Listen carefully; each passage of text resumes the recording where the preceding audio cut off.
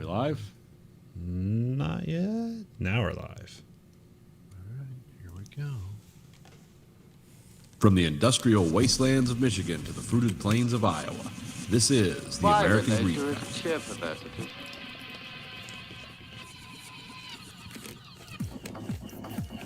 You are the dead. Remain exactly where you are. Make no move until you are ordered. We burn them to ashes and then burn the ashes. That's our official motto. Now we can see you. Clasp your hands behind your heads. Stand out in the middle of the room. Stand back to back. Who can explain the fascination of fire? What draws us to it, whether we're young or old?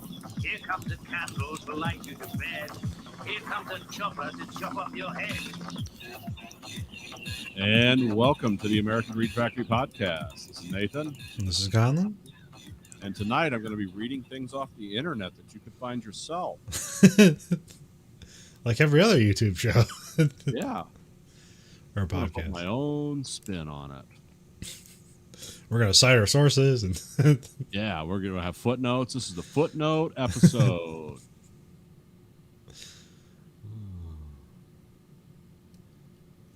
So here we are again. What's going on in F1 land? only bullshit rumors, but that's fine. That's always fun, too. You just have to That's like recognize. most of the world anymore. Yeah. So, yeah, go ahead. So there, I was mistaken. I thought the next race was going to be the U.S. Grand Prix, but it is in fact the. No. Yeah. Wait, where's Constantinople or Istanbul? Turkey. Turkey. We're in the Turkish Grand Prix, Okay. which is probably one of the. I think one of your favorite races last year. That was last year. They had recently paved the track, and then it rained there, and so it was super slick. And Oh, yeah. Lewis That was a good Hamilton won the race by just never changing his tires on his car. Right. Because when you have wet tires, you don't have to change the tires.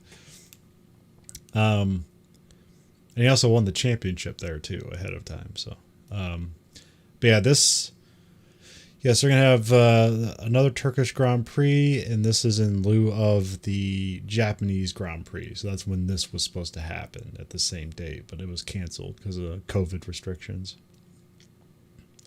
And so Red Bull has a really cool livery for their car this weekend that was meant for the Japanese Grand Prix, and it's a white car. There's some Japanese riding it, and it's some interesting style. It's a pretty cool looking car. They even have white jumpsuits that go along with it. And AlphaTauri also has like something similar, but it's not as refined as the Red Bull one. So that's kind of interesting. I don't know. These like special one-off liveries never seem to like help. It's Yeah. like kind of seems more of a distraction. Although this year when McLaren did it, they did get a Lando Norris did get a podium at Monte Carlo, so that worked for them. But Okay. when Mercedes did it a few years ago, like both their cars like crashed. I think Lewis Hamilton finished it, but they're at a German Grand Prix. Bottas crashed out. Lewis Hamilton crashed in the wall, but was able to save it. But he still finished in the points. But it was seen as an embarrassing weekend for Mercedes. Also, they released the preliminary schedule for next year. No German Grand Prix, so Okay. they just can't work that out. What was the hang up there? Why did they just not do it? Money. Oh, money. Okay. I thought that was interesting. Well, like the Nürburgring is always hemorrhaging money for, I can't remember why, just because it's so huge. And then it's not that. No, there's some other ring that they use that, and it's also just like hemorrhaging money, and so nobody wants to spend the money to actually make it an FIA approved track. So, because they're not going to get the money back from the race car fans, I guess. I don't know. Yeah, it's always politics and stuff like that. It's like some billionaire that's whining because he can't get the city to pay for a new stadium or something like that. That kind of shenanigans. But on the docket is for 2 U.S. Grand Prix next year. Right. So early in the year, you're gonna have the Miami Grand Prix, and then you're gonna have the current one will be in Austin. I think it'll be called the Austin Grand Prix because usually when they do like 2 in the same country, the first one's like the name of the country and the second one's like the name of the city.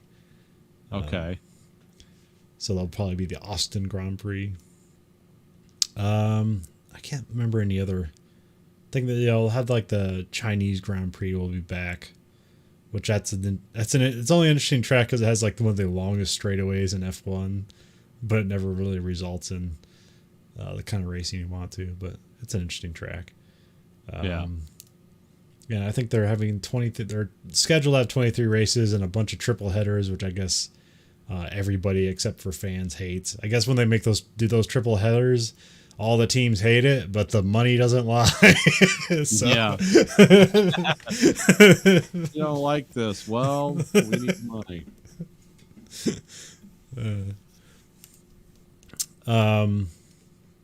Yeah, so I had free practice 1 and 2 today, and it seemed like the Mercedes were on top. Hamilton's going to take an engine penalty, but he's only taking he's not taking a whole new engine. He's just taking a new internal combustion engine, so it's only a 10-place grid penalty. Okay. So if he finishes first on pole, he'll be starting in that'd be, I guess, 11th place. Yeah, I think that's how it works. And then Carlos Sainz taking a whole new engine. It's going to be his 4th one, so he's going to be starting at the back. But it's one of Ferrari's updated engines, so he's really hopeful for that because that's the Ferrari's been the. Actually, I don't know. I don't know how to compare it. I don't know which one's worse, the Ferrari engine or the Renault engine. Well, they don't seem to be taking podiums, so. Yeah, I mean, Carlos Sainz gets there, but it's always kind of like if they have a good strategy. But also that's the same way with the Alpine. Like, I mean, they had a race win, but it was just because of crazy circumstances, not purely on merit.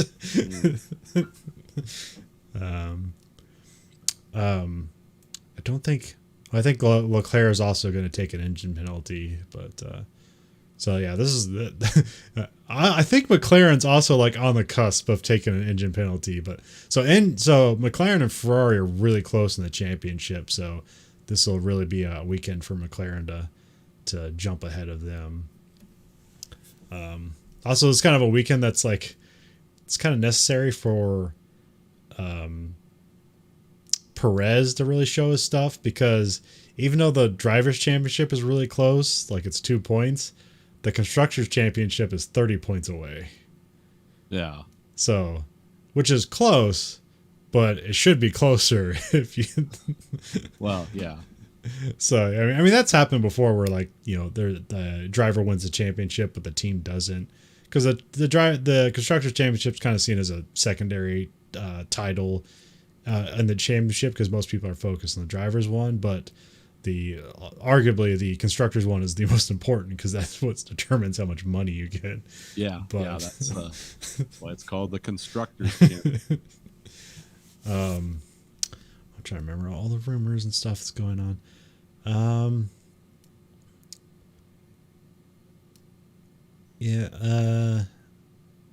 Who else is taking penalty? God. Oh yeah. So I guess Hamilton's going to take the penalty here, because this is a track where there's multiple places where you can pass people. Yeah. So if Hamilton starts at like the middle of the pack, like he has a good chance to weave his way to the front, because there's more passing areas here. But also there is a probably 50-50 chance it's going to rain during qualifying. So yeah, that always changes the mix around a little bit. Like, who's going into the wall? And especially with this track, because that has been a problem with the track last year, is that it was recently paved, and then when it rained, it just turned into an ice rink. They said they had people like basically like like power washing all the track to try to get the grip better. But you know, people, they always say that. They always say they're doing everything they can to make the track better and grippier, and like magically it never happens. Yeah, let's spray a bunch of soap on the track to break down the oil and have it kill all the grass and everything. Well, because I mean, the thing about tracks is like really the only way you can make them like kind of better like that is to just race on them. And you just fill the track full of rubber from the tires. Yeah. Because usually like when there's a race weekend, the other series like F2 or F3 race before the F1, so they kind of like lay in a bunch of rubber into the track and it so like they actually get the better track of the day. Okay. But if it rains, because it doesn't matter. And then the craziest rumor I think I've heard is like, so the only seat that's available right now in F1 is the Alfa Romeo seat, Giovinazzi's Alfa Romeo seat, which is still up for grabs. Like he could go back to Giovinazzi, or what's expected is that Guan Yu Zhao, a Chinese driver from F2 who might win the championship this year, he's expected to come in because he'll bring in a lot of sponsor money. But the craziest thing, which I've already heard this, that Andretti Autosport is going to buy Alfa Romeo. Yeah. And so we'll have another American team in F1, or at least a legitimate one. One that might actually, like you might hear of. Yeah. But I thought that buyout was going to occur like in 2023. This rumor, which I doubt it's true, but crazier things have happened. They said they're going to buy it in 2022, and then because Colton Herta drives for Andretti Racing, they're gonna put Colton Herta in that Alfa Romeo seat, Okay. and have an American driver in F1. It's been the first time in a long time. Yeah, first time since Mario Andretti, as far as I know. Because I think I talked about like I thought I heard somebody said that Stoffel Van Dorn was an American driver, but he's totally not. He's like Dutch or something. Yeah. So yeah, I don't think there's been American drivers in F2, but nobody's like been good enough to jump up to F1. Yeah. Like there's one guy currently has an interesting name. I think his name's like Christian Sargent. He's an American. Bob General. Yes, Lieutenant. And then so people are debating about like, well, can he even like race because he doesn't have a super license? Because I think because super license weird, you can come in from other series, but like he didn't win the IndyCar championship, so he wouldn't be automatically granted a super license. And so people are coming up with other stuff where it's like, well, he's a multi-time race winner, so that accrues some points. But it's like F2 is like the most common path to F1, and it's pretty much the only path to F1. So Yeah. because like I don't know anybody that's like come from other racing series into F1. The only way I know is like through F2. Like I know like Mario Andretti did it differently, but I mean people used to come in from like World Rally Championship and stuff like that, but not anymore. Now it's the only way in is through the F2 and F3 and all that stuff. Yeah, I mean it's more of a science now than it ever has been. Yeah. But also it's just like that's just like where the racing is, and it's like mostly European stuff, and so like it does seem unfair, but you know, I don't know. I think, but that's like where Perez was talking about how he basically didn't have a childhood because he had to essentially as a kid move to Europe to go to these racing series in order to make it into F1. Yeah. Like he just spent his whole childhood in Europe racing like go-karts and then working his way up through the field. Yeah, there was a big ocean between us, and it's not. And we also have plenty of racing here. I mean, we have IndyCar, we have NASCAR, we have dragsters, all kinds of stuff they don't do anywhere else in the world. Yeah. They don't do stock car anywhere else. Oh, it could be weird in Italy, like we're a French stock car. Peugeots flying around with big V8s in them. Wow. Australian has, I think they're called the Super 8s. They're just like, I can't remember what it is. They're almost stock cars, but it's just like really souped up cars. Yeah. Well, the Australians have like a car culture like we do. Yeah. Because they have to drive great distances to do anything also. So. So the And then- Russians. And then and then Japan has, they have some interesting series. I can't remember the one. There's one that's more of a stock car racing series that's kind of interesting, where the way they regulate things is that like the better you are, they just like put extra ballast weight in your car. Okay, it's the old handicap. Okay, Yeah. gonna But have a few it- strokes. But it guarantees incredibly close seasons every year. Oh yeah. So that'll it do works. It just, but it's, I don't know. And, you know, like you hear that offhand, it's like, oh, somebody's got to be sandbagging or whatever. But no, it never works out. The little trick you think would happen to rig the system never works out. It's like, if you're good, you're good. It doesn't matter. Yeah. You're gonna do it or you're not. And then, but then also Japan has their own formula series called Super Formula, which is pretty fun. Which is pretty close to like F3, I think. Because there are a lot of people that like Kurt Herta actually like drove in Super Formula, and I guess he did like drive in the F2 series for a little bit as like, and like he drove in F2 as like a transfer from Super Formula, like under the Japanese flag, and he's an American. So it was a weird situation.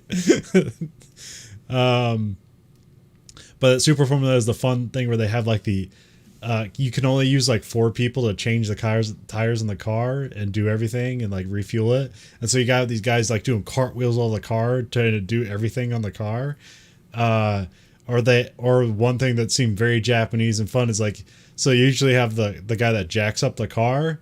And I guess in Super Formula, what they can allow you to do is they basically have a robot jack. The guy parks in front of the jack and it just lifts the car up, and everybody does the thing on the car. That sounds like a very Japanese solution. There's a robot in there. And somebody's just got to remember to grab it at the end. So Yeah, so you drive off with it under the car. No, the lights are flashing. Sad face. so yeah, that Colton Herta news like took me off guard. It's like, I absolutely don't think that's going to happen, but crazier stuff has happened in F1. So what do you do? I mean, they've had this is back in the day, but they've had drivers kidnapped by Cuban revolutionaries before. So Nice. Yeah, Formula One it goes back to the 50s, and they've had a lot of interesting stories to shit that's happened with their drivers and drama. I mean, it's probably like anything else. Like they want this fan base. They know there's a racing fan base in America.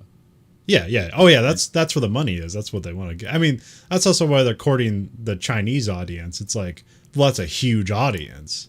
Yeah. You know, now individually they might not have as much money as Americans do, but it's a huge audience. But like also the American ones is the easiest because like if you get a lot of Americans, they'll just throw money down your throat. So Yeah, we don't care.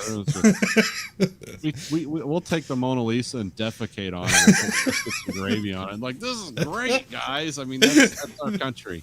Yeah, this is the fine sport of motor racing, a gentleman's hobby, and we'll turn it into some wacky hillbilly demolition derby. I mean, that's what's great about America.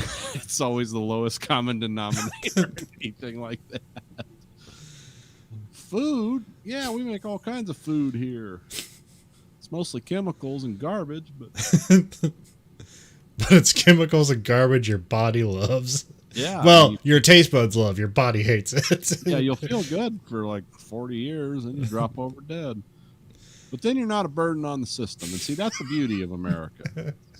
We decide when it's time to. Capitalism works. You elect to remove yourself from the equation. It works. It's wonderful stuff. Proud to be an American, where at least I know I'm free to purchase things. Yes, that's the current F1 rumors. All right, sounds good. Now let's see, what have I got for tonight's show? Joe Biden, 9 months into his presidency, 38% approval rating. The honeymoon is over. There's a lot of that's bad news. That's a brutal wedge to be in. Yeah. Now, why this happened. I mean, there's 538 that, they do their usual massive breakdown. But it's just a confluence of unfortunate things. The COVID not going away, which everyone's like, that frustrates a lot of people. And of course, no one's like, half the country's not responding to it like it's real. So that's not Joe Biden's fault, but it is. I mean, everything's the president's fault at the end of the day. Quick aside with that. Huh. So I remember we were talking about like how Japan is like really hesitant about like taking vaccines. Uh-huh. Apparently they've like got their shit together and they're now at a 70% vaccination rate. So Well, good for them. Hope that number is true, but yeah, good for them. But yeah, so the a lot of this is being postulated, and it makes sense. Is like COVID didn't go away. Then you had the Afghan thing, which was like, well, however you feel about that, it was very negatively portrayed across the media. Now it's almost all but receded from any reporting except Fox News. Yeah. So that's kind of here nor there. Hyperinflation he's not seen as a good steward of the economy. That's pissing a lot of people off, whether that's his fault or not. And then, of course, what I wanted to launch into is his virtual inability to pass any legislation that when they control the House and the Senate, it's like, yeah. And there's two people to talk about when it comes to that. One of them's Joe Manchin. And again, I'm not some expert who's going to go into a deep dive on this. Joe Manchin, I see the lights turned red. So everyone tune out who doesn't want to hear it. Joe Manchin has he's decided just to be a holdout. Now he actually he went on Meet the Press or one of those shows, and he actually articulates his position, and a lot of it's concern about debt, excess spending he wants to trim. He doesn't want to vote for the bill as is, but he's willing to come to the table and talk, and at least he articulates a position, whether you agree with it or not. Now, the real weirdo here is the Arizona Senator Kristen Sinema, who just seems to, and she's like the quirky lady that like runs Iron Man. She sounds like a fake alias. Yeah, it kind of looks like one too. She's like, I forget how old she is. I think she's like my age. But yeah, let's see. Okay, she's 2 years younger than me. Okay, she's openly bisexual, which nobody was like, yeah, cool, whatever. She's the first senator to do that. She's one of the youngest senators when she was elected. She was like 40 something.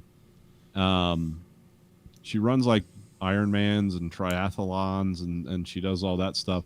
She grew up in abject poverty, essentially like was homeless as a teenager, and then got her shit together, went to college and did all kinds of stuff. Got into politics as a Green Party candidate, which is like, that's just takes you nowhere in America. But I managed to get enough buzz around her that, she changed to the Democratic Party later because they can actually get elected, and then won a Senate seat in a very conservative race. Now, she's done other things prior to this. I'm not going to go into her whole history. You can look it up. But the weird thing about her is she was the one who famously, like, she wears backpacks and does weird stuff like that, which is unusual for a senator. Or most of them wear suits and business suits or whatever. But, I think she's had odd colored hair at different times. But she was the one who famously like trotted up with her backpack and gave the big thumbs down to the $15 an hour minimum wage. And this is a Democrat we're talking about here, who used to run for the Green Party. And she does no interviews and articulates no position, except weirdly she came out the other day on Twitter and said she wants to cut $100 billion from like reducing climate change research and stuff. She ran as a Green Party candidate for years. So it's like, what's she doing?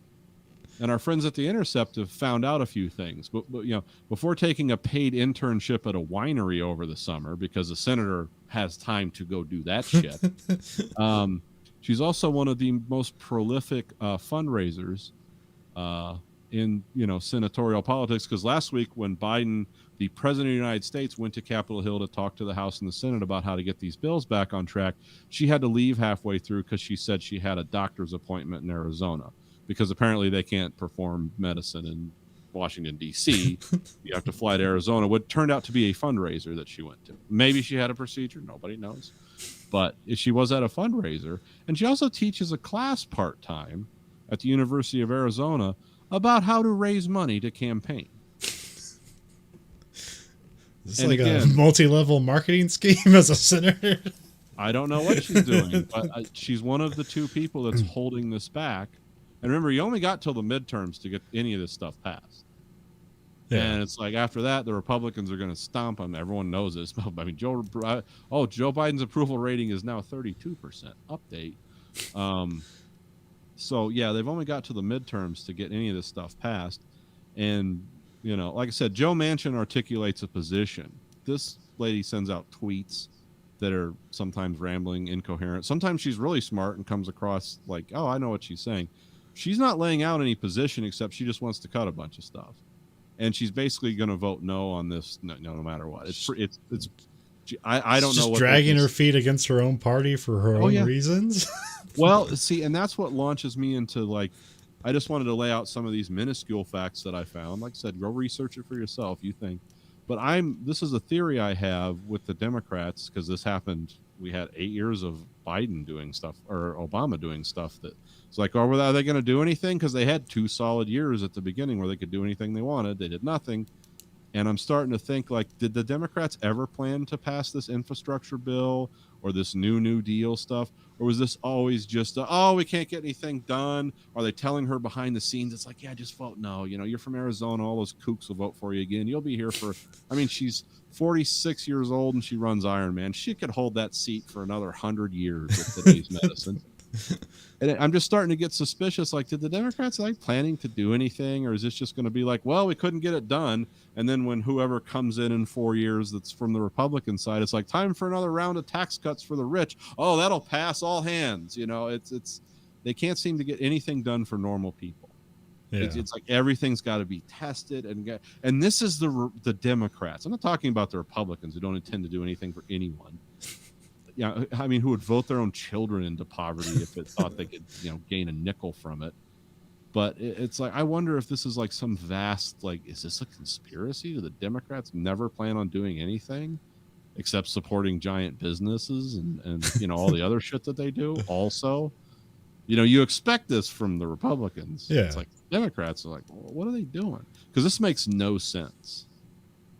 But I mean, and maybe like tactically, politically for her, it makes sense because you're not going to primary her from the left in Arizona because they don't go for that shit. So this is who you got, and maybe she feels like it's a safe seat and she just wants to be obstructionist. Now you can go to The Intercept and find out the list of all her donors, and it's eye-opening. Bunch of large and medium and small businesses. For some reason, give her a lot of money. That might explain the big thumbs down on the on the vote. So, that's what's going on with the current president. Make of it what you will. I don't know. Shoot me a comment if you think I'm totally off base and I'm just wrong and I don't understand the depth and complexity of what this is. I might read it, but I don't know if anyone can convince me at this point. I'm just like, I'm just going to leave rationality and logic behind. It's like, it's got to be a conspiracy theory. It doesn't make sense any other way. So now our former president, they're having these big January 6th hearings right now about the riot at the Capitol. Yeah. And he has basically tried to obstruct any information, and any of the people they're trying to subpoena to testify, they're saying, well, I'm not going to testify, just refusing to show up, just ignoring the subpoena. Trump's claiming executive privilege and all that. And then the Biden administration came out tonight and said, no, we're releasing all the documents and there's no legal precedent for privilege. Now, whether this leads to the documents coming out or not, I don't know. It just happened tonight. Steve Bannon has said he's absolutely not going to testify. He's as innocent as the driven snow. He had nothing to do with it. He's never said anything that would lead you to think that he would be behind a coup in America, has he? So, yeah. So that's going on. That's a developing story as of tonight. So we'll see what happens in in the future with this. But I'm betting they're really working hard to try to disqualify Trump as a candidate for the next election. That seems like, unfortunately, Yeah. they're going to have to do something. Because one of the chairman of the committee, Liz Cheney, has basically said, if you don't testify, we'll arrest you. you can't just say no to a subpoena. That's not how this might be how this works in your crazy mind, where you just wave a flag and scream freedom and defy the laws of our country and incite riots and get people killed. Like that's all illegal. I mean, you might think you're doing it for the right reasons, and don't go back to that founding father shit, because that was a foreign power. Well, it wasn't at that time. It was the government of the colonies, but it's not the same world. So don't act like you're doing something noble. See, ivermectin update. This is interesting. We're going to cover this. You know, I mean, I this could all be just bullshit. But somehow I don't think so. There is, did you know there was, I mean, a surprise said no one. There is a very hardcore right-wing doctors group called America's Frontline Doctors. They're there to get the truth out about America. Now, they were formed last year, so they have a long history. Yeah. But apparently there's been a network, and this is, now this comes from The Intercept also, so a lot of it is from, like, information obtained through, like, hacktivism. So understand that. I'm not laying out a case here. But, boy, it seems like there's been a network of right-wing doctors in this country that work through this group to make sure to charge people a fucking fortune to get a hold of ivermectin and other these I don't know what you call these. It's not snake oil because it is actual medicine, but to get people to spend a fortune to buy this medicine versus the shot you can go get for free, to the tune of almost $80 million so this is like, I'm starting to think is like, oh, is this like a conspiracy from the people that made the drug and all these right-wing doctors who just, you know, right-wing doctors, that's a weird concept to me. It's like, yeah, you're right-winger, and those people that are right-wingers, when they're in power, do everything to destroy any of your ability to practice medicine effectively. Or maybe you don't care and you're just in it for the money. I don't know. But it's interesting now that it seems like there was all kinds of newsletters, emails, things sent to people. Hey, get these patients in contact with this guy so they can get the treatment they need. A lot of this stuff's going on, and it's big money. I mean, it's like $60 million at the time where some of this data was recovered. Who knows what it is now? It's like 2 months old. Be $200 million, but $500 million. Who knows? But the point is, everyone's getting paid, or people are paying a fortune for this now valuable drug, which, you know, I mean, and there's nothing wrong with ivermectin. It won a Nobel Prize when it was invented for what it did. It's a great drug. It's just, from what I understand, not considered the most viable option in a first world country where a shot is freely available to you that will definitely prevent you from getting super sick. Now, I don't know. I'm not making medical claims here. I'm actually just talking about, you know, some of the, it's like, why did this become headline news? Well, there's probably, follow the money and you'll find out why. Because I guarantee you, if this wasn't just a bunch of wackos sitting in a trailer park talking on shortwave radio about it, it doesn't get to national news levels unless it's that. But there's a human grade of this and an animal grade of this, and the funny stories where the people like going to Tractor Supply and buying like horse medicine version of this. It's like, yeah, that'll make you sick. There is a human version of this, and it does treat things. I'm like saying, I'm not saying it's illegitimate or there's anything wrong with it for whatever. I'm not a doctor, but boy, when I hear about a bunch of politically motivated people forming a group and then sending emails out to all their other crazy friends about, yeah, it's $400, I can get you this, it'll save your whole family. It's like, oh, this sounds like a scam. Yeah, because as far as I know, it just helps the symptoms. It's not going to stop it from reinfection.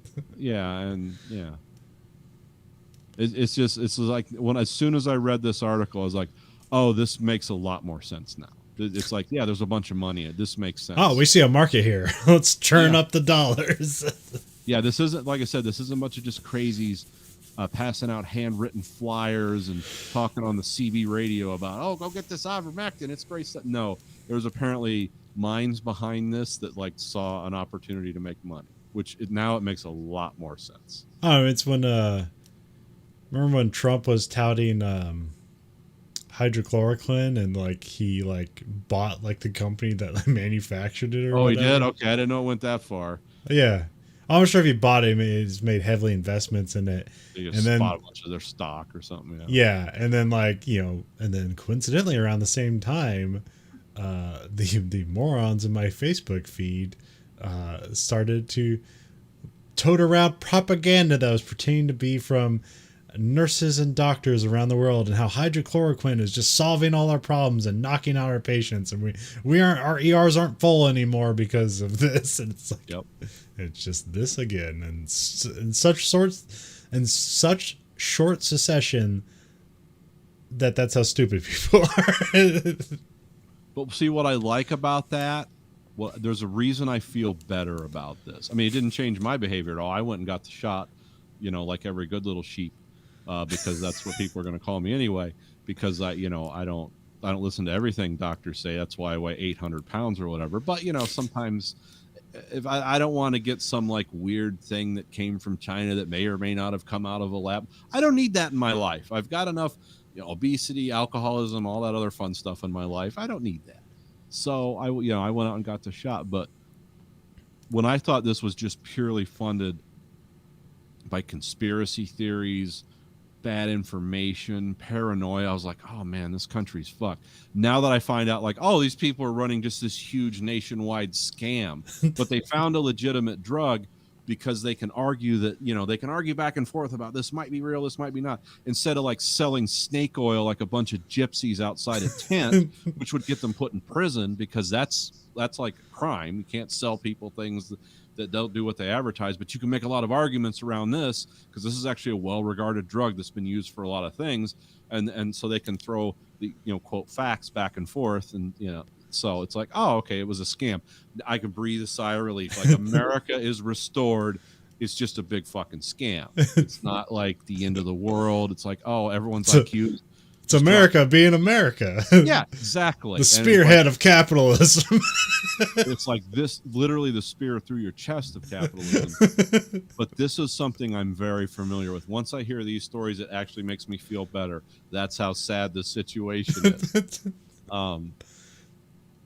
And like I said, I don't hear this on any of the main news. I have to subscribe to The Intercept, I think, is actually pretty good. They cover a lot of things no one will talk about, and they'll say like, well, this comes from fungy sources, but doesn't it make sense? And we can't launch a case. I mean, this was what's his name? The guy with Snowden, the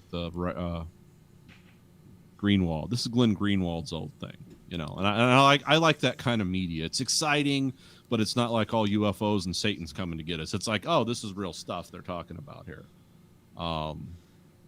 But I think this should be all over the news, though. Hey, everyone, guess what? But no one would believe it. It's a conspiracy, full of shit. It's like, no, this makes sense. This actually makes sense.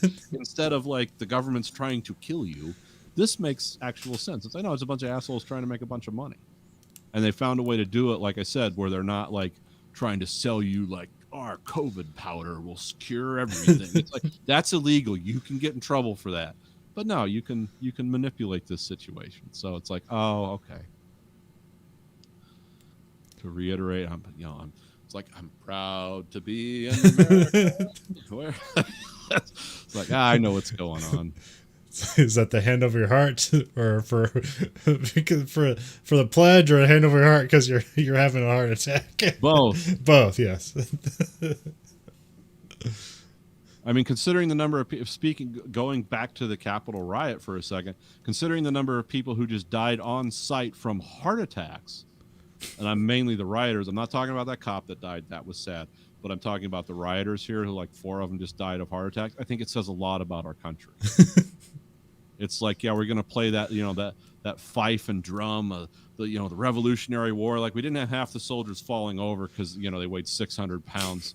It's the first time they've moved their legs quickly in like 20 years. Like, we're gonna overthrow this country. You know, it's like, yeah, that's our. We finally found the problem, and it's not us.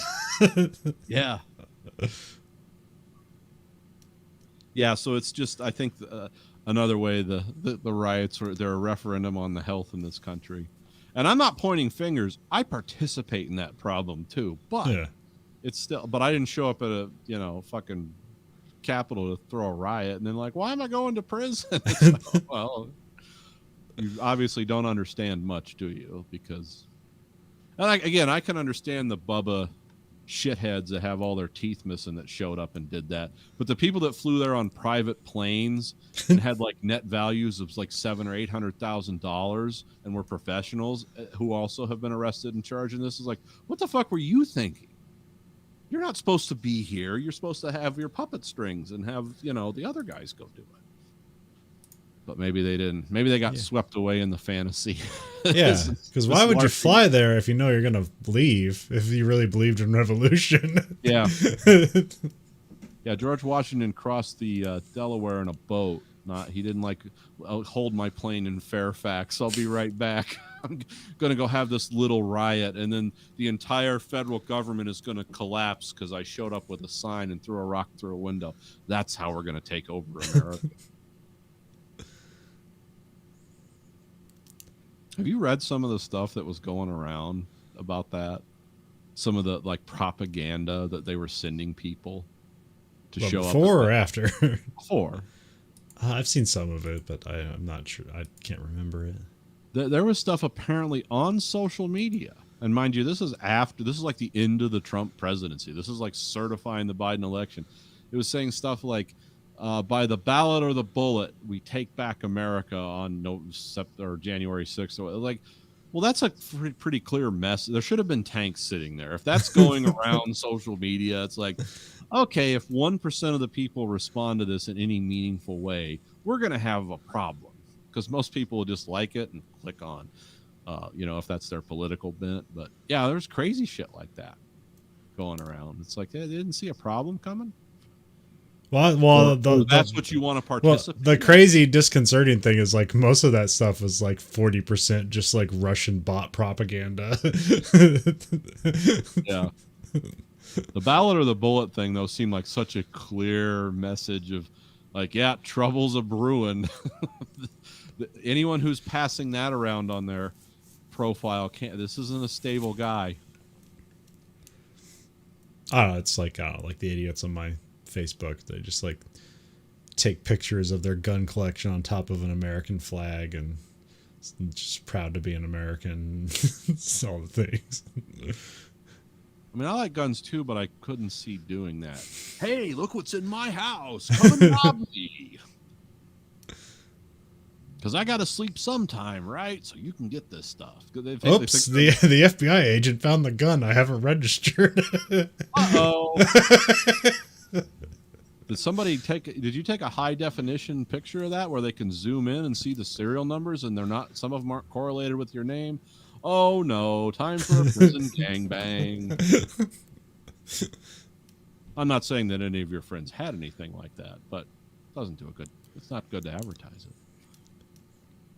And that's also, those aren't like expressions of freedom that I like, just with like pistols, holding them up in the air. Like, those are really weapons of last resort. It's sad we need them, but we do. But still, it's like, I don't know if that's like the best thing I want to represent. Like, if people came to my door, I wouldn't be holding guns in my hand. Like, look, I'm so proud of this. Look at it. Kiss it.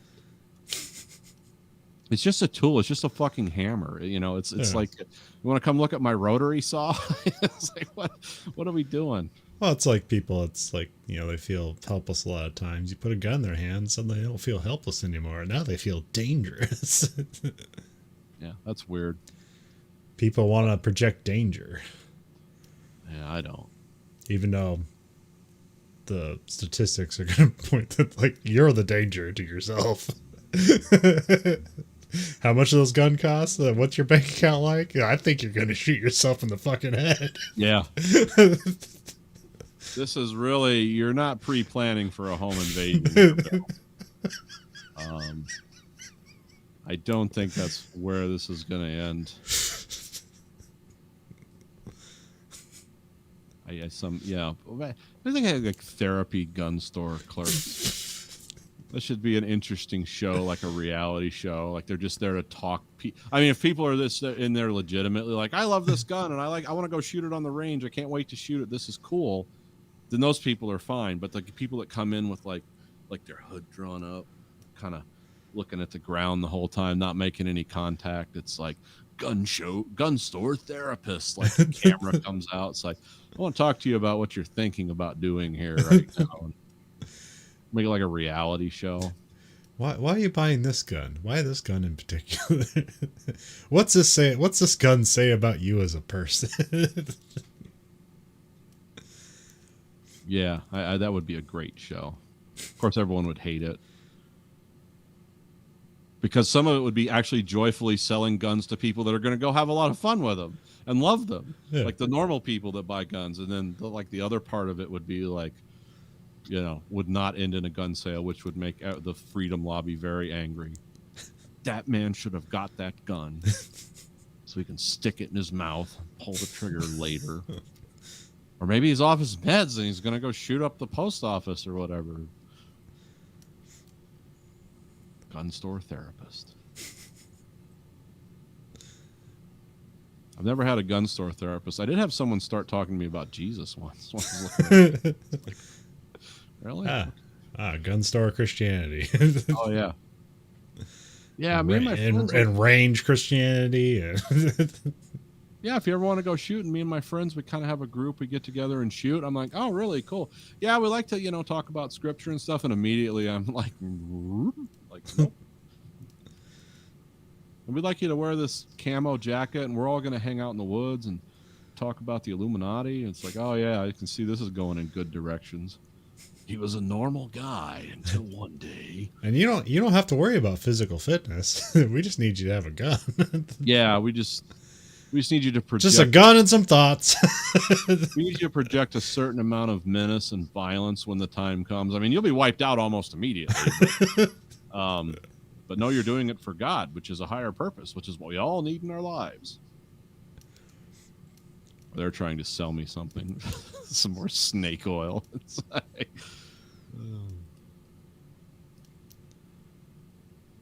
Speaking of guns, we'll change gears here a little bit. Have you ever heard of the Taurus Judge? Yeah. Have you ever heard of the Taurus Raging Judge? No. It can shoot a 410 shotgun shell like the Judge. Yeah. Also a 454 Casull, which is one of them. It's like a super handgun, right? It's like the 500 Smith and all those super handguns. For some reason, you need a gun that can kill an elephant. It's there. And then you can get chamber adapters where it can shoot almost any bullet down to like a 22 if you get these chamber sleeves that go in there. Now, I don't know. That would be totally unguided once you got to the smaller rounds because it's not touching the rifling in the barrel. But it's like, oh, this is interesting. And it's only like $1,000. That's like, I wonder how good this gun would do with all these. I haven't seen any videos yet. But it's like, oh, that's kind of interesting. It can also shoot, because it's got the long cylinder on it, it can shoot the 45 long Colt, which I don't know if I've heard, 45 long Colt's basically an old West gun. Yeah, it's an old West round. With the Navy Colt revolvers, that's what it shot? I think so. Yeah, they're long. Yeah.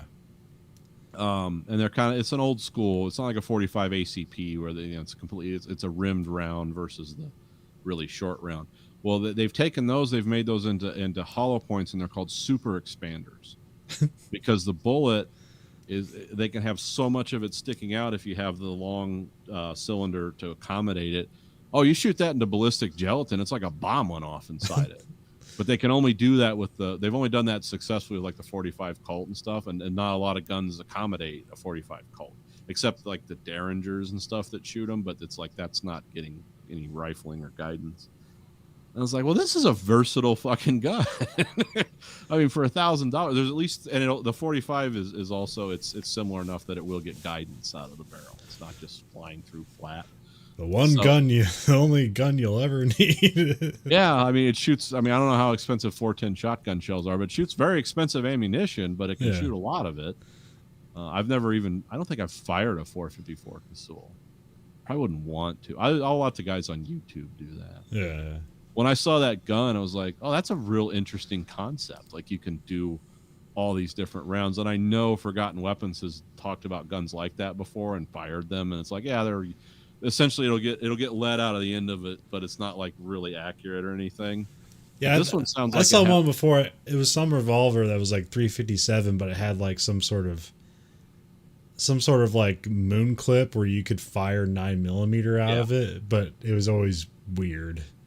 Yeah, it tended to what they call throw rounds, where you get like 4 in the group and then one like way over to the right. It's like, well, that's weird because he was aiming at the same thing the whole time. Yeah, this one can do the moon clips too and shoot all that stuff. It's like, it's a really versatile gun, but it's a Taurus, which is not, you know, I like American made guns because we do it the best. I don't know if there's anything wrong with a Taurus. I've just never owned one before because that's like a Brazilian outfit, I think. Yeah. Well, yeah, they definitely do budget guns. So yeah, I'm not into budget guns. I mean, I think any handgun that costs less than $900 should just be. If you want to have some gun control, just outlaw anything like that. If you can buy a gun that shoots 9mm repeatedly, like those real ugly high points, for $200, just outlaw that gun because I'm never buying it because it's a piece of shit. And I mean, it is, but it works. I mean, yeah, it works. I mean, you know, gun technology like this is 100 years old. It's proven. It's like they can really chop some corners and make it work. But if you want to get guns out of the hands of criminals, those are the guns you always see on the police shows. Like, oh, there was a shootout at a playground over drugs, and it's always one of those high point 9mm. Like, always, without exception. No one's got like a 357 Smith or some real cool cobalt blue, like, you know.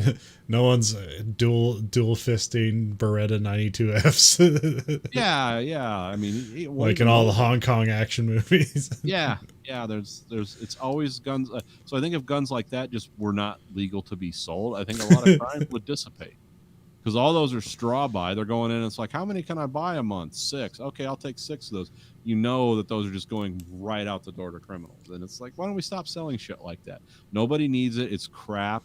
The craft and the art of owning and shooting guns and building guns, there's none of that is present there. There's no heritage there.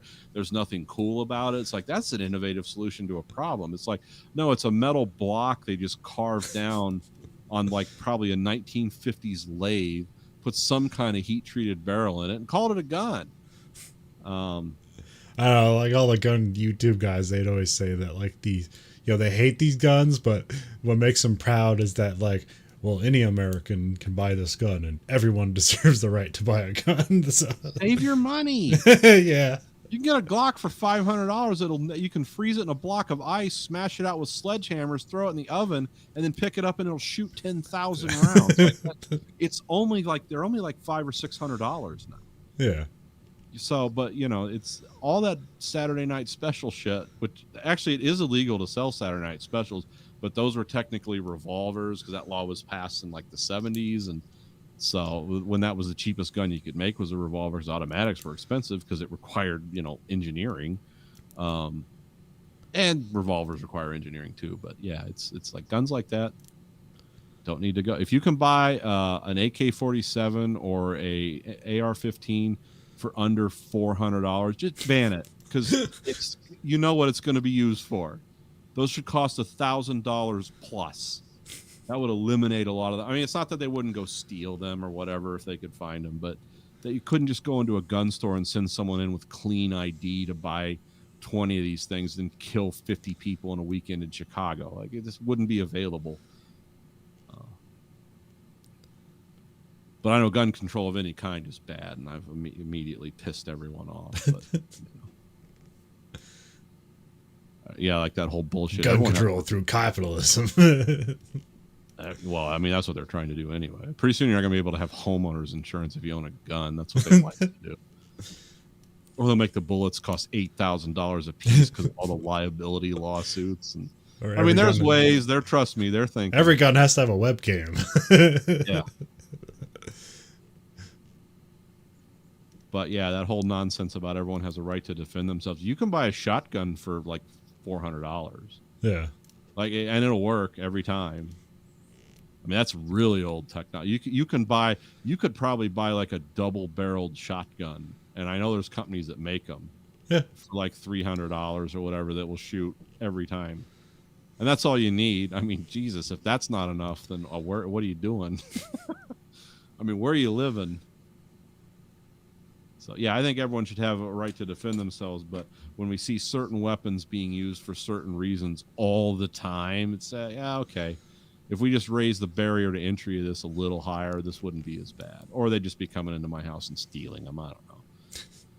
It's a fucking mess. It's a war zone. Or maybe that's all that's available, because that's still a thing with gun stores currently. They're just Well, I out of think if you everything. own a gun store in a major city that has a gun violence problem, and your like bread and butter is those kind of guns, it's like, okay, we're just going to pull your business license. Fuck you. I mean, it's not. This isn't real hard to correlate. You know, that's what I'm saying. Is this doesn't require a massive amount of in-depth investigation. I mean, there's federal paperwork on every handgun sold from a store.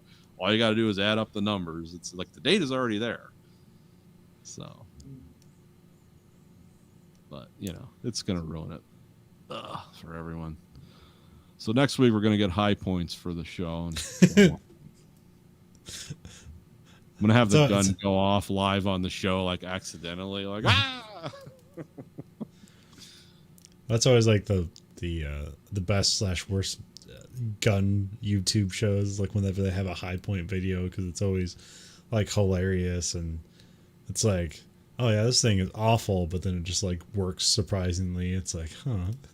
Or like beat on them with hammers and stuff, and they still work. Like, Jesus. Well, I had the one where it's like the Demolition Ranch, and like he shot it like with another handgun, and it still worked, and it's like, well, okay. But then like I think another guy had it, and he just like unloaded it and chucked it at a rock, and like the pot metal or whatever it's made of just cracked in two. The tabs that hold the slide on broke. I remember that.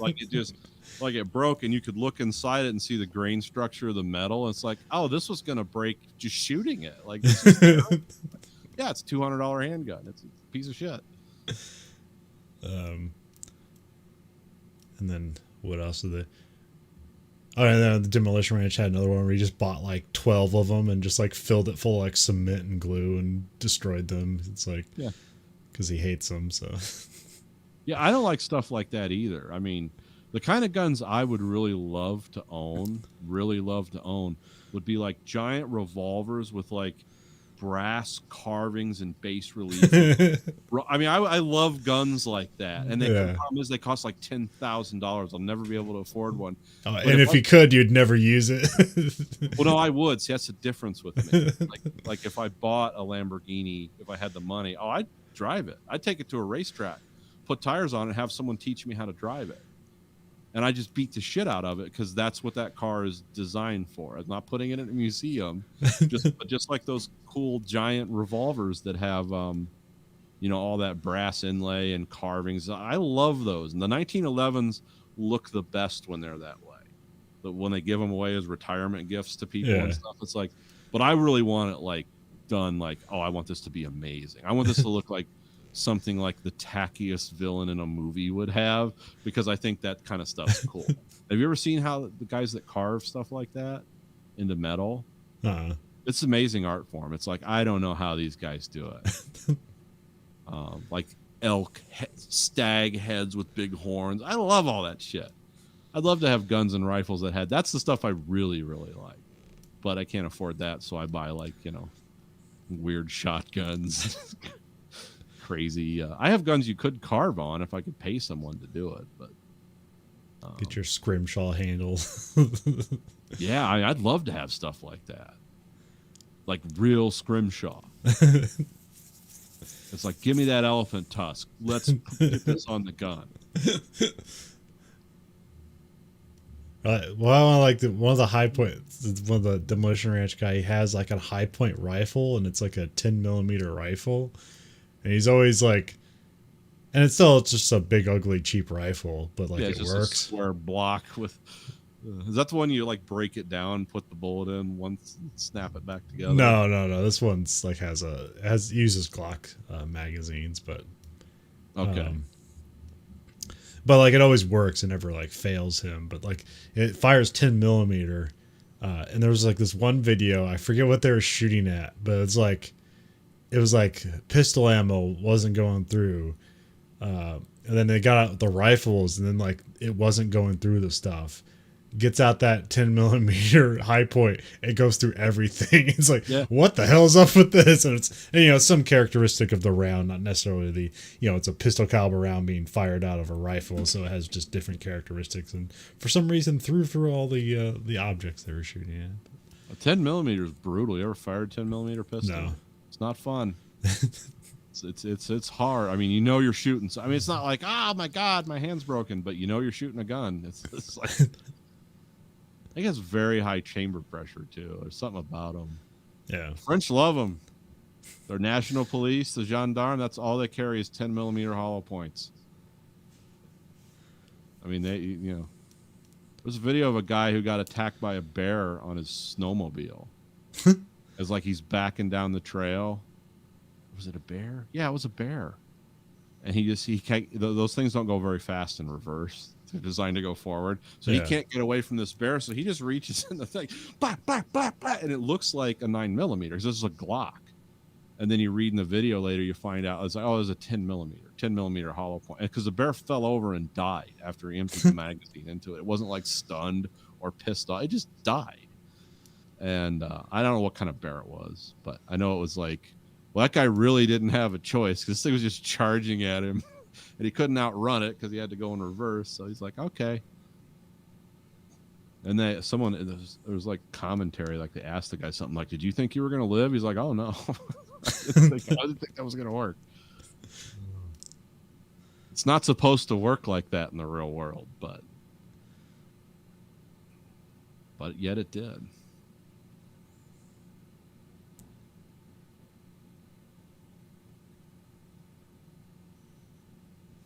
Ever been elk hunting with a 50 caliber? No. Me I've been hunting whatsoever. Can you hunt with a 50 cal? No, I don't think so. It goes too far. It's too dangerous. I mean, maybe like in obscure places in Montana where there's nobody around, but I wouldn't recommend it. It would probably just like, well, we field dressed it at the same time. That's no trophy animal there. We just blew it in half. I'm just suddenly reminded of the scene from Tremors, which is like a gun nut's dream. Yeah, that's like, oh, I have a purpose. Suddenly this all matters, doesn't it, hippies?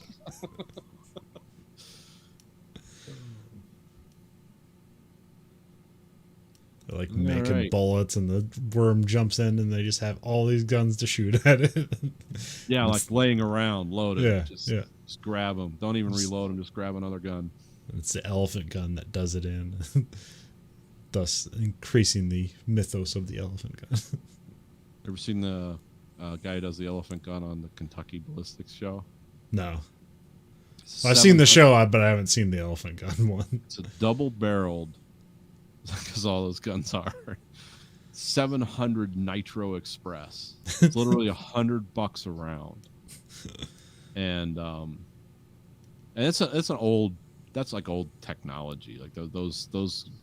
I mean, I forget what did Hemingway. I think Hemingway had a 500 Nitro, but the 700 is like a step up.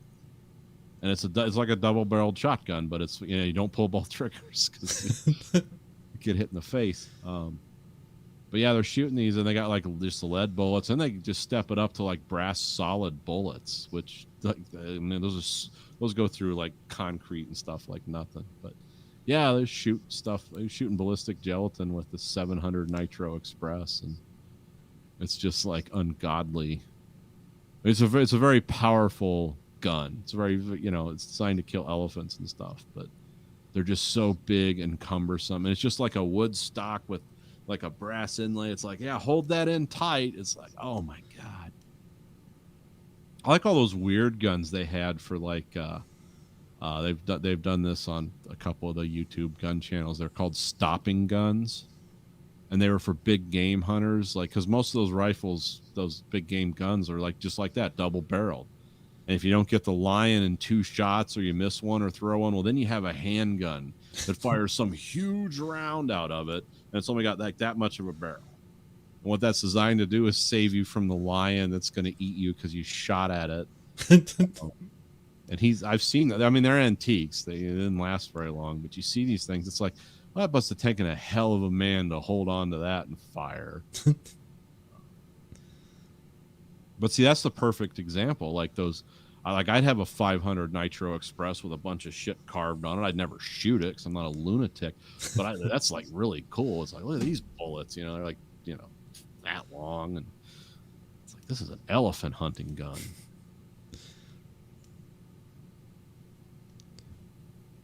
I mean, I like harpoons. I remember when we lived out east, we went to those whaling museums, and it's like, oh, those are amazing. not the modern ones, but I mean the ones that they like Moby Dick, where they're just throwing a harpoon into an animal as big as a building. Like, we're gonna bring this down. A bunch of ropes and a big ship. I mean, it's terrible that they were doing it, but they were doing it, so you might as well just appreciate it for what it was. It's like, yeah, that's crazy. Get out there in a rowboat and go piss that whale off. We're gonna use its oil for lamps. For lamps. Can you imagine what it smelled like when they hauled one of those things in? And it's just like, because those things, it's like, oh, how long to get back to Nantucket? It's 30 days. So they're going to just have this giant rotting carcass on the deck of the ship for 30 days. It's like a giant ball sack basted in salt water. Yeah, it's just this weird, disgusting creature that's going to just break down. And yeah, whaling was a gross business. I'm sure there was just, because there's no refrigeration. Because like the Japanese do that, like they're harpooning these things, and they're using like cranes, just pulling them on the ship. But you can see they're cutting them up right away and packing them in ice so they can go back to Japan. There's no such animal in the early days of whaling. There's no refrigeration. I mean, maybe there was ice, but yeah, I just can't if imagine. you packed it enough salt, but like not for a whale. You don't have enough salt for a lot whale. Of salt, yeah. Salt ship, a separate one. Yeah, I don't know much about how that worked, but Moby Dick's a cool novel, and we actually, when we got to see like the actual stuff they use, it's like, oh, this is nuts. Just some guy throwing a hooked spear into this giant, dangerous sea creature. Remember in Star Trek 4 where they're invisible and the bird of prey and the harpoon gun hits the bird of prey and they uncloak and the captain, the boat crew starts freaking out. The captain's like turning the wheel with the turn faster. Yeah, those are like the modern harpoons. Yeah. I don't know what they use to propel those. I mean, I wouldn't mind having one of those around too. I remember I was watching, what was that show with the guys that would go bash into the Japanese whaling show? Whale Wars or something? Whale Wars. I think I've described this before, but it's like, I don't know where this Japanese guy got this skill. Because they were hunting this whale. It was like in front of the boat, and it was jumping in and out of the water like this in front of the boat. And that guy was on the front, like he was strapped into this giant harpoon cannon. And he just timed it perfectly when that whale jumped. It's like he fired it before it started jumping, and it nailed it, like right through it. And like the hook expands inside it, and they start pulling it back. It's like, that is such an obscure. That's probably the only guy on the planet that can do that. It's like, just time that jump to where we hit the whale and can drag it up with our hooks. Now, the thing I wondered about that is like, those things don't exactly look dead when they're hauling them on the ship. It's like, oh, at least kill it first. But then you realize its brain's like as big as a swimming pool. It's like, well, how do you make sure it's dead?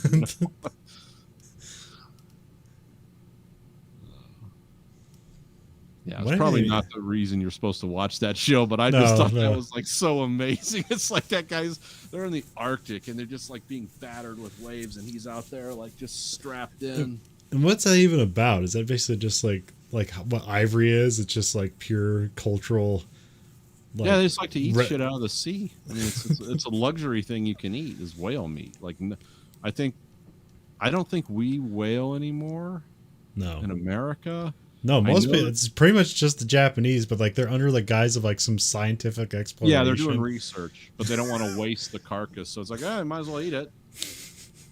It's like, what kind of research are you doing on these damn things? They're not evolving. They're still doing the same shit they were doing 500 years ago. Ugh. But you don't know how smart they are. It's like, how smart is a whale? Its brain's 100,000 times the size of ours or something. It's like, does it have thoughts? I don't know. It's got to. That's a lot of brain. I mean, it Or is a maybe it's mammal. just so much of it's involved in the sonar and stuff. Maybe that's Yeah. most of the brain. Oh, dolphins do that too, but Yeah. I mean, they seem smart and sociable, but I mean, dolphins. I've never talked to a whale or a dolphin, but they seem like they're fun. I've never heard of a dolphin like just fucking people up. Like sharks will eat you, but not a whale or not a dolphin. I don't know. yeah, dolphins can be bullies. They generally aren't. Oh, And I they just can never be heard of a lot of like human and dolphin death. No, not usually, but yeah, the dolphins will injure people and uncomfortably try to have sex with women. Yeah, that's always the way. I've seen those videos where they just come up on the shore and some woman's like, "Oh, look," and they jump on top of her and they're like, "Oh, like what's wrong with that dolphin?" I think it's horny. Now the video I liked were the girls where they had elephant seals. Have you ever seen those? No. They're big, nasty looking things. They're just scary, and sometimes they're around California. They just come up on the beach, and people are like trying to do selfies with them, and they turn their back to this thing and just bites them. It's a big, nasty seal. They don't look like the cute seals, like the ones that hop around and we make fur coats out of or whatever. You know, those everyone likes those. Yeah. Like the little pups. No, these things like have a weird snout thing like a turkey, but it hangs over their mouth and they're huge, like 800 pounds. Let's go take a picture with that. It's like, no, I think that thing could really hurt you if it wanted to. I don't think I want to be near that. You ever seen videos where like people are like kayaking or like near the beach and like a whale is about to surface and you can notice because there's just a ton of bubbles that just like surround the area and then just a whale surfaces like Jesus Christ. I was Or was- wondering how many times a submarine has hit a whale because you know it's happened. Yeah. Because a submarine goes way faster than a whale, but they're also like blind totally to their environment. And like, I mean, they have sonar and stuff, but they're not like an intelligent thing like a whale, where it's like they know where things are. You heard one of our really, really expensive Seawolf submarines hit something off in the Sea of or the China Sea, Yeah. and apparently it's fine, but people got injured. It's like, what did they hit? Time to start counting the submarines, the Chinese submarines that come back. It's like, well, that one's there, that one's there. It's $1.5 billion submarine just whacking it into stuff. The one that amazed me was that one, I think it was one of those Los Angeles ones where they had the picture of it, and it happened like 5 years ago. It hit like rocks under the sea, and it looked like the front was torn off of it. Yeah. It was heavily, and it just went all the way back to Pearl Harbor. It's like, wow. Yeah, you just close off the compartments and it's flooded. Yeah, I was thinking, oh, it's going to be like a dent in the hull, not like, oh, it's just torn off the front of it. But, you know, and something that weighs that much collides with something, something's going to give. And when you hit rock with metal, it's usually going to be metal. They probably weren't at a significant depth if they were hitting something. There wasn't like the damage didn't completely destroy the boat. Yeah, I don't know. I don't know what I mean, it was all like covered up. I mean, well, there was one that got damaged when that tsunami happened and killed all those people in like Indonesia, didn't it?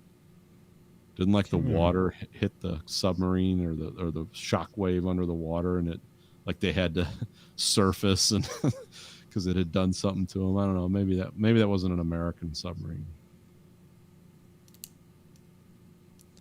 Seems to be a lot of them floating around out there doing stuff. For capitalism. Well, you heard what the Chinese did like last week, didn't you? No. They But flew, I do hear like everyone seems to be showing up in the South China Sea. Like Yeah, the oh, yeah. Brits are there, the Japanese are there. Like everybody's there right now. We're having an exercise. Yes, yes. It's called Operation Overlord 2. Imagine storming the beaches of China. Well, that'd be a disaster. We're going to get them. There's like 1 billion people waiting for you. Yeah, you only need to arm 1 billion people with pins and they'll hold you off. They don't even need a. Just give them a An single arm. shot gun. They could fire in 100 million round volleys. Give them muskets. It'd be devastating. No, the Chinese decided to fly like 38 fighter craft into Taiwanese airspace. Yeah. And then, of course, the Taiwanese scrambled fighters, and they said, shoot them if they're still in our airspace, shoot them down. And they, of course, got out of the airspace as soon as they detected the fighters coming after them. But it's like, yeah, that's pretty provocative. I've heard stories that we have very weird agreements with Taiwan. Yeah. Like we have secret shit there that no one knows about, supposedly. I don't know if this during the Cold War. This might have changed. I don't know. But they say like we have ways to they built like moon pools for our submarines. Like you can never, they're under the water, they come up under land, but it's a pool they carve, like a rock they carved out. And it's like, oh, we have all kinds of those bases around Taiwan. Huh. I don't know if we do that or why, but I know there's like weird land disputes around there where there's like some crashed like World War II vessel that's like on an island and then like somebody has to stay there to like maintain the land rights or something. yeah, I could imagine weird shit like that. Well, the Chinese are creating those artificial islands, right? You remember that shit they were doing a couple years back? Oh, where are they find doing? like they're off the coast near Japan, like off Okay. the coast of China. They'd find like a rock sticking up out of the water that's attached to something, and they put like these giant like concrete structures there and build up around the rock and say, oh, this is China, we have rights to the sea all the way around this now. And they kept doing this shit, and it's finally we just like sent 2 aircraft carriers there to sit right near it, and then they stopped. It's like, no, we're just having exercises, but not one plane flew. It's just like 2 carrier battle groups just sitting there like, man, what are you doing, guys? Yeah, but they were doing weird shit like that. It's like, oh, look, China's expanded. We have more of the sea for us now. And it's like, no, it doesn't work that way unless you're a true imperial power. China's not a true imperial power yet. Once they are, that's fine if they do that, because we did shit like that all the time before, the British and everyone else. But I guess Guam is another place with a lot of weird shit on it.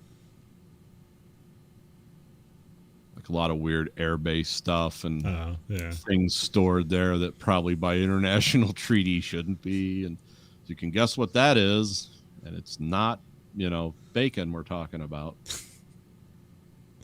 But I don't know if it's true. I just read old shit from the Cold War, and that's my point of reference. I don't have any way to do it because I can't like hack into secret stuff and talk about it on the podcast, which wouldn't get me arrested at all. Because I was like, that's what I liked about the original Far Cry, where it's just like all this World War II or Cold War stuff just abandoned on an island somewhere, and then somebody tries to make a lab out of it and conduct experiments. Yeah. Or that was cool about Lost. It's like, what's this hatch doing here? Like, what's this from? What's this abandoned thing?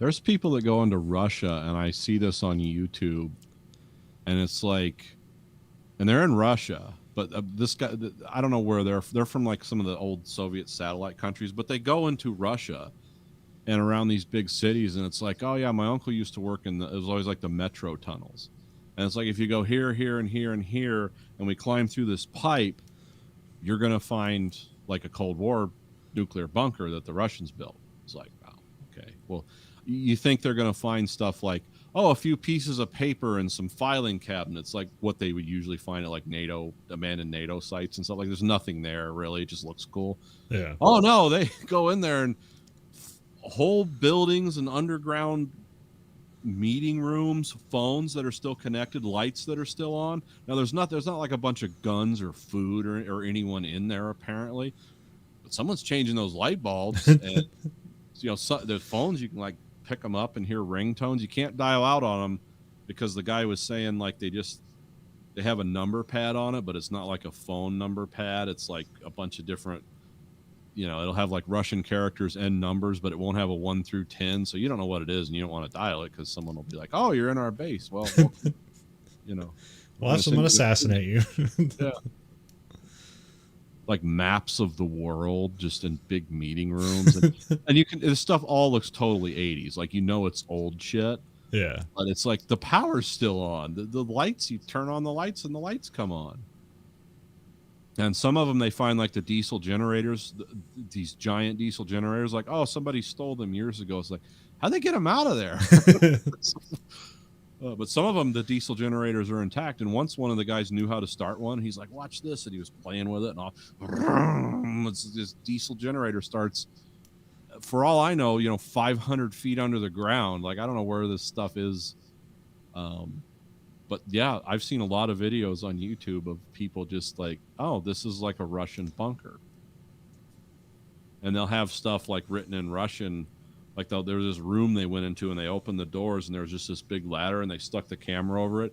And it was this like plastic vat that went up and down to the point you couldn't see the end of it with the camera. It was like, and it says on it like potable water in Russian or something. So like this stuff's real. They just never see. That's the thing. So after the Soviet Union collapsed, they just wrote that shit off. Like, we'll deconstruct it at least. They just like, yeah, whatever, leave it. And if there was one of those, it would be cool. But I've literally seen like 15 different versions of this. They had an underground gun and ammunition manufacturing thing in Bulgaria. There were no guns there, but there were barrels for them, and there were empty shell casings where they were like spinning off shell casings, and all the equipment was still there. Now it was very rusty and the lights didn't work, but it's like, oh, this is actually what they said it was. Like this is for making guns underground after World War III. I like the one. I think it's in Kazakhstan. It's like a Cosmodrome in Kazakhstan where they had like the shuttle program and it's just abandoned. Oh, they had the Baran shuttle in there. Yeah. Yeah. It's just still there. Yeah. But like, there's also still people like protecting it because the people that snuck in there is like, we gotta hide from security. It's like they're still protecting their secrets that they don't care about. Well, that was actually shot at the Baikonur Cosmodrome, which is still an act. We still shoot missiles off from there. Or they? Oh, okay. But this was the decommissioned part of it. Yeah. Which I watched that video. I was like, oh, these guys are ballsy as fuck. Because if they get caught, you're going to disappear into a Russian prison. Like, you don't know what they're doing in there. You might open up the door and see like they're still trying to make Stalin's ape soldiers or something. Like, well, also it was like funny. It's like if you see like the before and after thing, is like the hike there like nearly killed them. Like they had to be like, because it's like it's in the middle of nowhere. There's there's nothing that leads there, and they also have to be discreet about it. So they're just hiking through a desert. Yeah, the Baikonur Cosmodrome is in the middle of nowhere, and there's a reason for that. Is because a lot of the early rockets exploded, and it also has to do with how they can achieve orbit and stuff. It's easy. Was it near the equator or something? I don't know about orbital mechanics or something, but for some reason the Russians have always used that area. They still use it. They still have some agreement with the Kazakh government where so a lot of money comes in. And yeah, that's what I learned from Artemis. Well, I probably knew it before, but like it's cheaper and takes less fuel to launch from the equator because it's the shortest distance. to the atmosphere or whatever, because of how the Earth squishes or something. And so that's why, like in Artemis, like Kenya becomes like this new powerhouse in astronomy because it's at the equator. Yeah. But yeah, that's why we launch stuff out of Florida and Texas, because it's closer to the equator. Yep. But yeah, that one was that was pretty. Like I said, that was ballsy. It's like, oh, they're actually going in there. That's an active military compound, just an abandoned portion of it. But yeah, I would not want to get caught by the Russian state security forces fucking around at something that they could say is top secret. It's like, because they kill people that everybody knows. They don't mind killing people that don't know. Oh, a bunch of foreigners, you burn their passports, burn their bodies. We're done. Put them under the rocket. You know, take care of them. I'm always surprised no one ever broke into Area 51. Like, I mean, you know, there's some desert lunatics out there that. Oh, I mean, there's probably people have tried. We just don't hear about it. I mean, there's that funny, like the one where they like pretended they just all showed up and have a party, but it was like they can't stop us all. It was like supposed to be like we're just gonna have a giant charge at Area 51, but of course that you might find out different. You might find out they could stop you all. Apparently, a chain gun has enough ammunition to stop 100 people.